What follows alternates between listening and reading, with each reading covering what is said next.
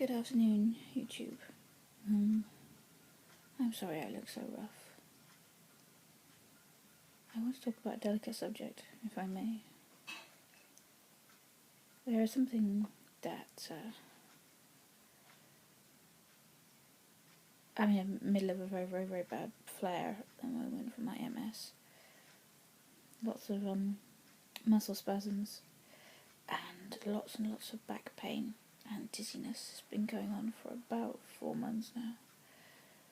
Anyway, for the last 6 months, I've been quiet about something. Only less than a dozen people knew what was going on.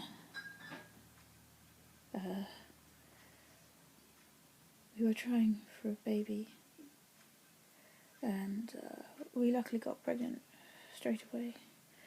Of course, when we found out we were pregnant, this was shortly before my birthday in November last year, I had to come off of all of the medication that I had.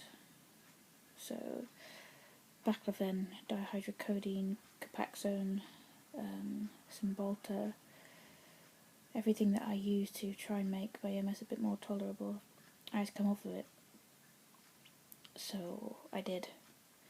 Oh, my pregabalin as well, that was another one. So in a very short period of time I came off of all of those medications and I was completely med-free. It was our decision to not tell a lot of people because I'm very superstitious, and it being our first pregnancy, I didn't really want to publicly announce it until the first trimester had finished. So we just plodded along, kept quiet. We had to tell my managers that I was pregnant. So told some people, but less than a dozen people knew that we were pregnant.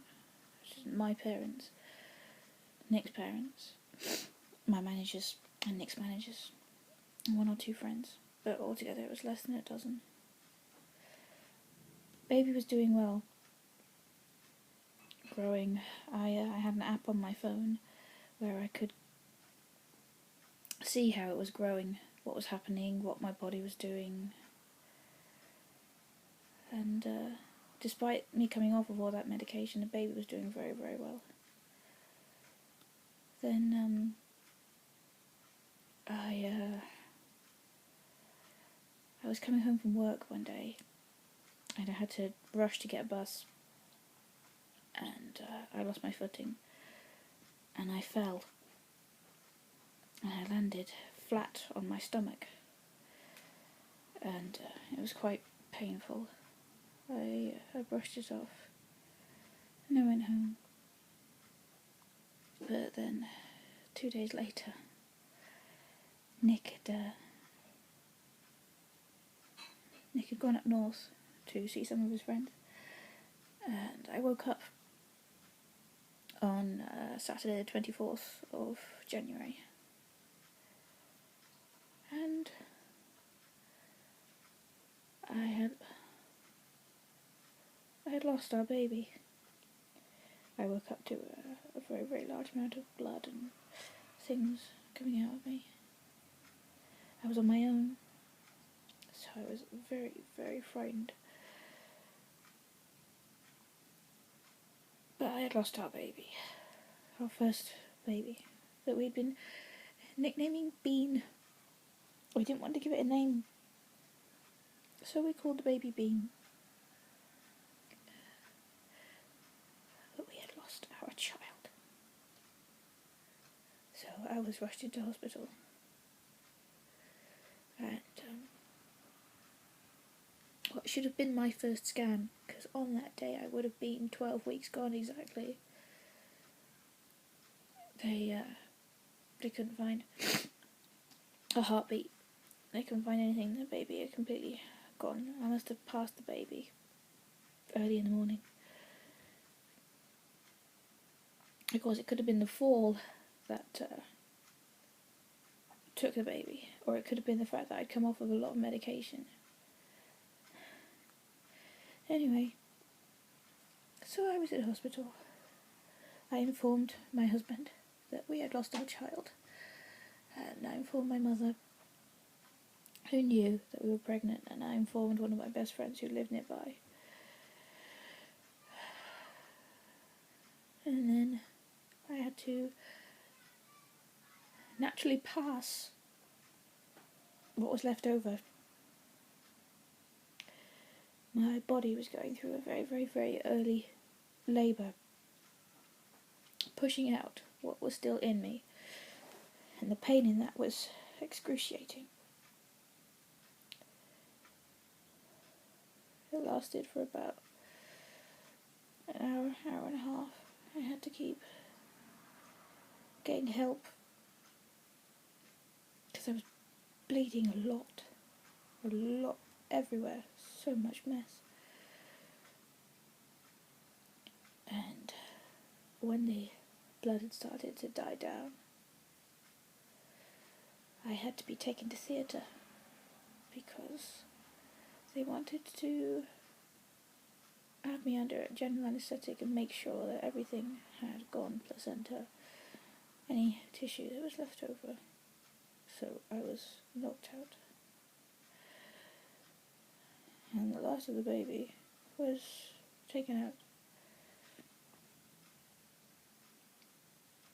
I will never forget the 24th of January, ever. I was in there for a day. I didn't want to stay at the hospital overnight, because where I was staying, other women were losing their babies at the same time as well. So I didn't want to stay there, especially as there was other women there who had just had their babies, their healthy children. I didn't want to be there. So my husband came back from up north. He had a cry, I had a cry. My mum had a cry. My best friend had a cry. And I had to report to my midwife that we had lost our child, our first child. And then, unsurprisingly, I am now in a relapse because of it. And I have been for the last 4 months.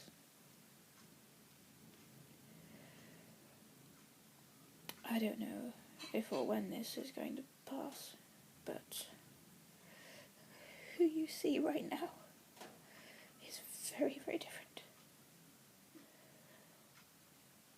I now have to carry on with every ache and pain that I have in my body, from my back down to my groin area. All the spasms making pain absolutely horrible. Anyone who's reading this who knows me, who did not know that I was pregnant,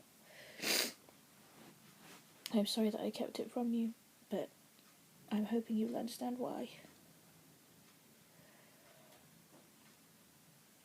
So now, we have lost our first child. And what I hate is that this is apparently very common. Regardless of if you have MS or any disease at all, unless it directly affects your fertility, there should be no problems in getting pregnant and being pregnant. But no one told me that miscarriage was so common. Especially the first one. No one told me that. Nor did anyone tell me that your cycle after you've lost your child for a little while is going to be erratic. It's going to be short. It's going to be hardly anything. I'm sorry to get graphic, but my periods are normally annoyingly on time. Annoyingly always. 28 days apart and 4 days long. After I lost the baby, this became 3 weeks apart and 2 days long. The last one that I've just finished is the first full one that I've had. Bearing in mind, I miscarried 4 months ago. 3.5 months ago, sorry.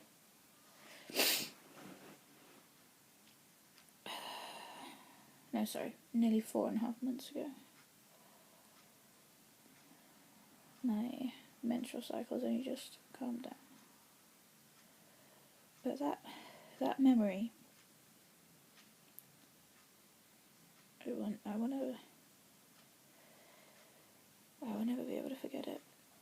I don't think I could, even if I wanted to. So now, we are trying again. In the middle of my MS flair, the worst one I've ever had. Is not affecting my mobility, but it is affecting other parts of my body. Because I miscarried, my nerve damage is exacerbated. So I now get neuropathy from my back down to my knees and my shins, which is because I had one relapse where I was completely numb from the chest down. The nerves are damaged for that. And now they are damaged again. And of course I'm still completely med-free. I'm hoping that this will pass soon. Being on absolutely no medication for a disease that's just going to get worse and worse and worse over time. It's frightening. Especially if you want to be a mother. Even just one child, just one. I'd like 3, but even if it's just one child. I'm fertile. So is Nick. Nick is fertile. We just want one. That's all. And I want to be a mother. So I'm hoping that the gods will bless us with a child. I really hope so. I will go through whatever pain, whatever relapse or flare. I will go through whatever I have to go through to have a child. To have Nick's child. Because I'm hoping that the child that we have will witness a world full of promise. So, to summarise, we lost our first child at 12 weeks. And I am now going through the worst flare I have ever gone through in my MS life. The worst one. It is easy to smile. It is easy to pretend. And it's very easy to say, I'm fine, or I'm okay. Very easy to do that. It's almost second nature. Someone asks you, how are you? Oh, I'm fine. It's too easy to do. Whoever watches this, please consider that autoimmune disease, lupus, MS, Alzheimer's, MND, ALS, that will strike anyone at any age, regardless of gender, regardless of history, regardless of location. It will strike you, or it will strike someone you know, someone that you are related to, someone you are married to, your children, your best friend. It can strike anyone, at any time. And it's frightening how not only am I getting worse, but I'm seeing so many other people with progressive disease get worse. We are meant to be a first world country, and yet we're still being defeated by this. I just want to be a mother, that's all. Just a mother. If I am lucky enough to become a mother to one child, I will love that baby unconditionally, without question, without moments of doubt. I will love that child and what they will have in their future. I'm hoping will be so much more advanced than what we are witnessing now. But I dedicate this video to Bean, the baby that we loved. I never got the chance to hold in our arms. He or she is somewhere else now. And I hope that they are making someone else happy, as we were when we were carrying that little one. So miscarriage is a life-changing experience to a human. To a healthy human. To someone with MS whose relapses are triggered by emotion and stress. It's such a big hurdle to overcome. What I really, really didn't realise as well is everyone who knew that we were pregnant, every single woman, except one, every single one, has had one themselves. Every single one. I didn't know it was this common. But it affects so many. And a lot of them were first time miscarriages. A lot of them. I hope that my disease will allow me to still be a good mother. I hope. Only time will tell. So, I miss you, Bean. We miss you so much. Have fun, wherever you are. Have fun, and I hope, remember that we loved you, the time that we had you. Bright blessings to all the lost children.